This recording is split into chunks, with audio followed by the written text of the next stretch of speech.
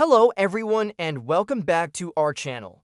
Today, we're diving deep into one of the most beloved animated adventures of all time, the third installment of the Ice Age saga, Dawn of the Dinosaurs.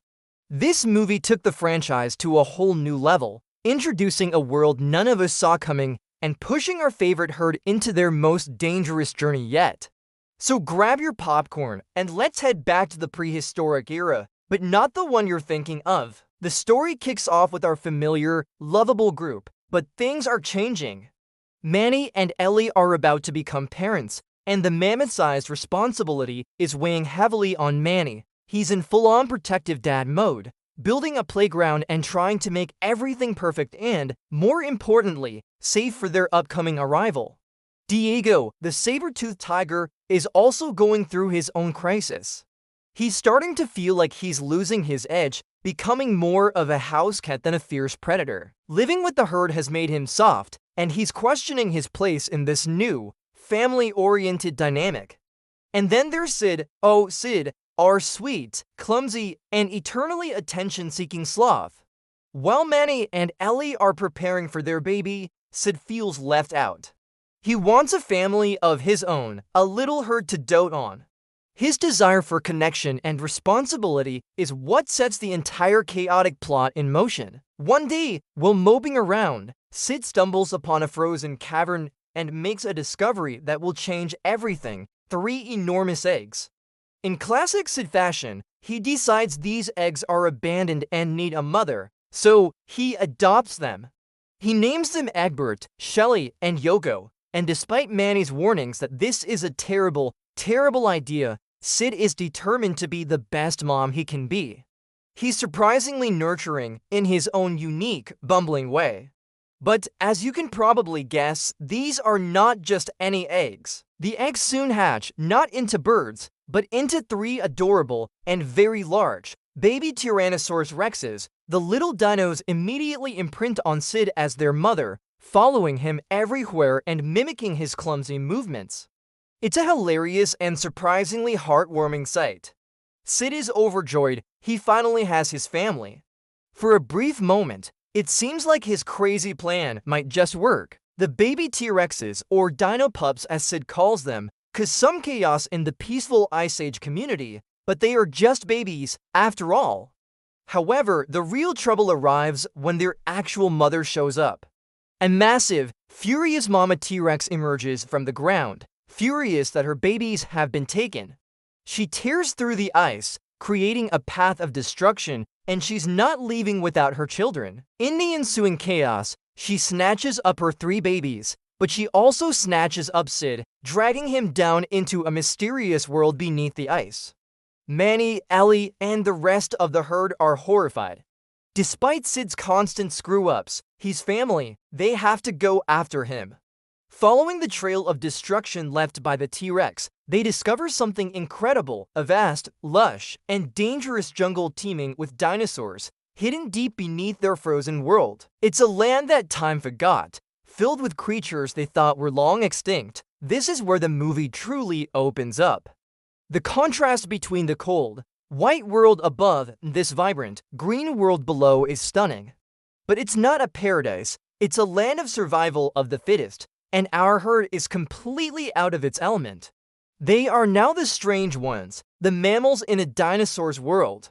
As they venture deeper, they quickly realize they need a guide, someone who knows this treacherous terrain. And that's when they meet him, a swashbuckling, one-eyed weasel named Buck, full name, Buckminster. He's been living in this underground world for years, surviving on his own, and he's a little bit crazy. He's a fantastic character, a perfect mix of eccentric, brave, and completely unhinged.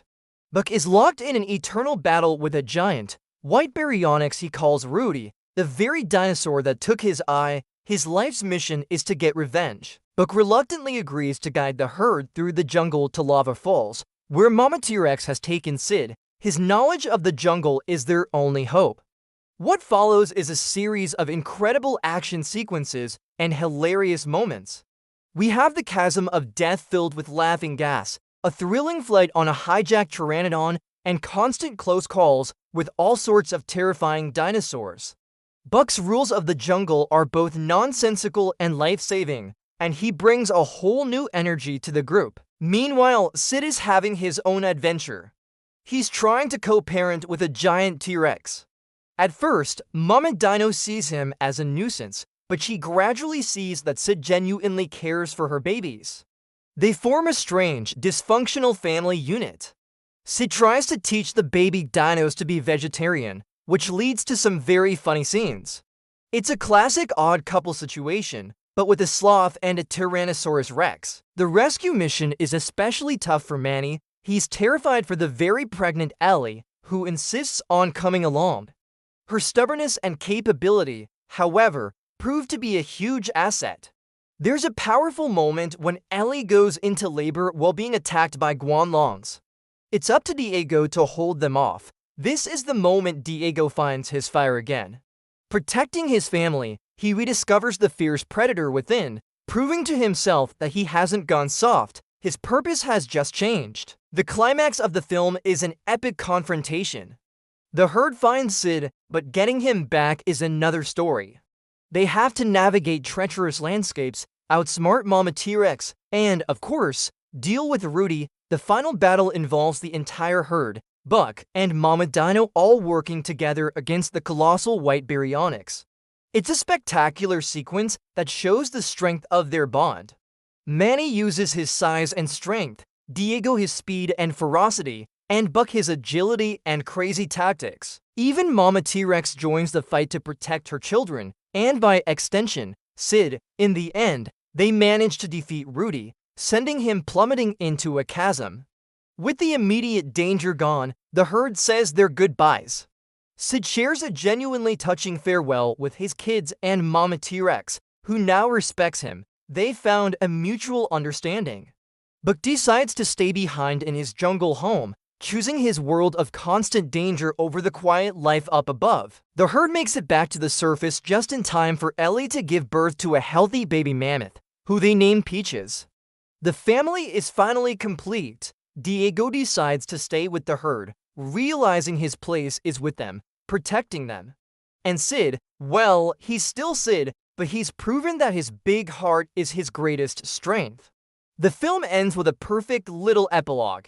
We see Scrat, who has had his own parallel adventure throughout the movie, fighting with a female squirrel, Scrat, over his beloved acorn. In the end, he chooses love over the acorn, but their chaotic romance leads them both to fall into the dinosaur world, setting up more potential chaos.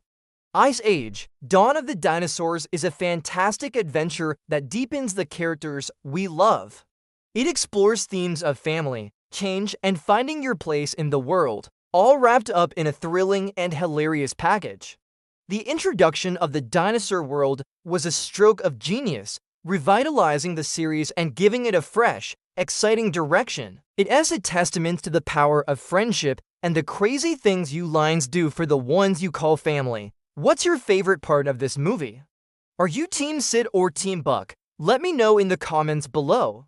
Thanks for watching, and if you enjoyed this trip down memory lane, don't forget to like, subscribe, and hit that notification bell for more content. See you in the next video.